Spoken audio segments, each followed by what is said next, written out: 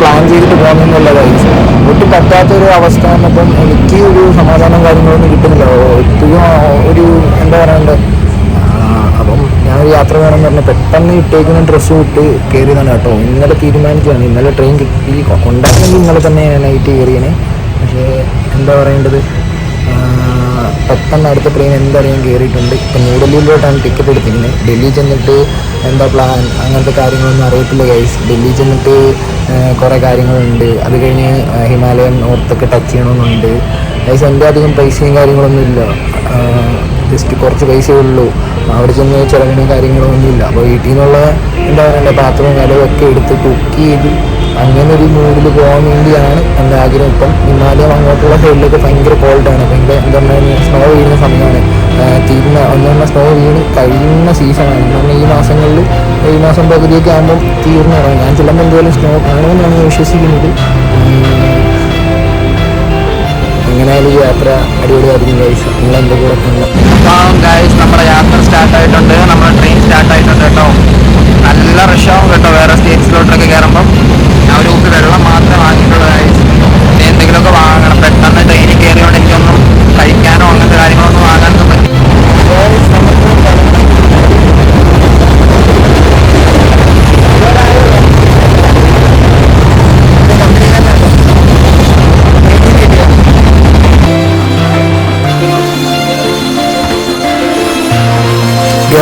ഇവരാണെങ്കിൽ തൃശ്ശൂർ കഴിഞ്ഞ് കയറിയായിട്ട് നമ്മുടെ ഓരോ യാത്രയിൽ കൂടെ പല പല കാര്യങ്ങളും പല ആൾക്കാരുടെ അനുഭവങ്ങളും പഠിച്ചു പോകും ഗൈസ്.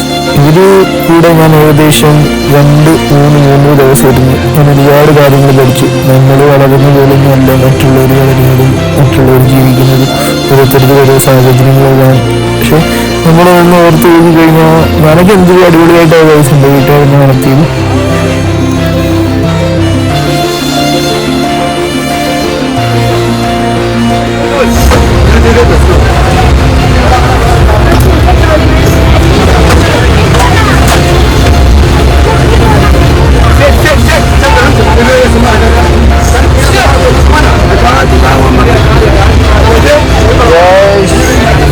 തൃശ്ശൂർ എത്തുന്നതിന് മുമ്പുള്ള കാഴ്ചയാണ് കേട്ടോ. ഒരു ട്രെയിനിൽ എന്തൊക്കെയാണ് ഇടിച്ച് കയറ്റുന്നതെന്ന് അറിയാൻ പറ്റില്ല. വഴി നടക്കാൻ പോലും സ്ഥലമില്ല.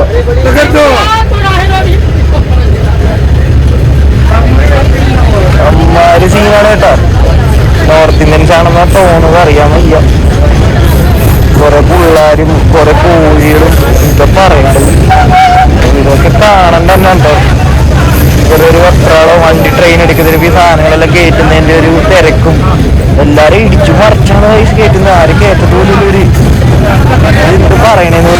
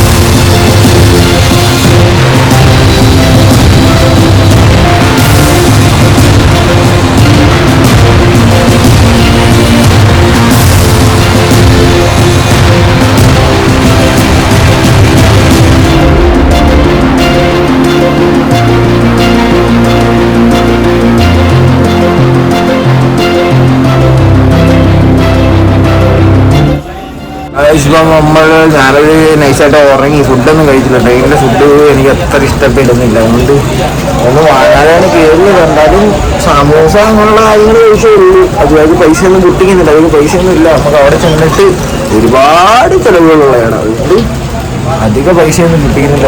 അതായത് നമ്മൾ മംഗലാപുരം എത്തിയിട്ടോ. ഒരു 7:45-8 മണിയാകുമ്പോഴേ ഉള്ളൂ.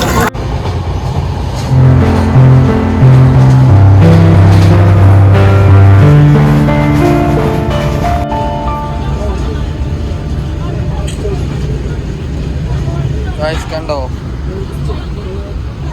നമുക്ക് ഇനി ഇഷ്ടംപോലെ ഉണ്ട്.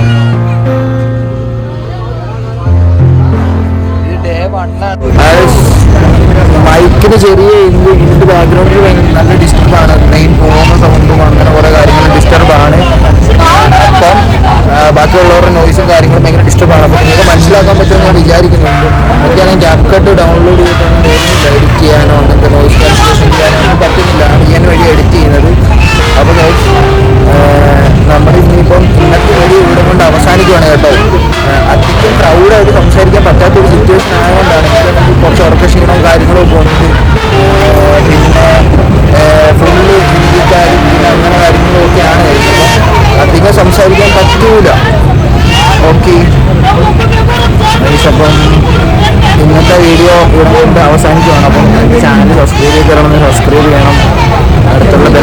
വെക്കണം കേട്ടോ.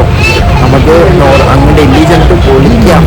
എന്ന് പറഞ്ഞാൽ നല്ല എനർജറ്റിക് ആയിട്ടുള്ള വീഡിയോസ് ഇടാം. ഇപ്പം കാണുന്ന പോലെയല്ല, പക്ഷേ നമുക്ക് അടിപൊളി വീഡിയോസ് ഇടാം കേട്ടോ. എൻ്റെ വീഡിയോസിൽ എന്തെങ്കിലും കുറ്റോ കുറവോ എന്തെങ്കിലും ഉണ്ടെങ്കിൽ ഗൈസ് നിങ്ങളാണെങ്കിൽ ഒരു കമൻറ്റിൽ കൂടെ അറിയിക്കണം കേട്ടോ. എന്തായാലും എനിക്ക് അറിയാൻ പറ്റും.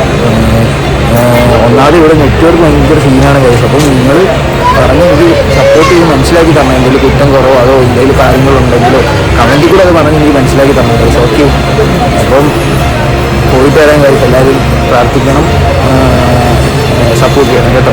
അപ്പം അടുത്ത ദിവസം കാണാം ഗൈസ്, നാളെ ഇതേ സമയത്ത്.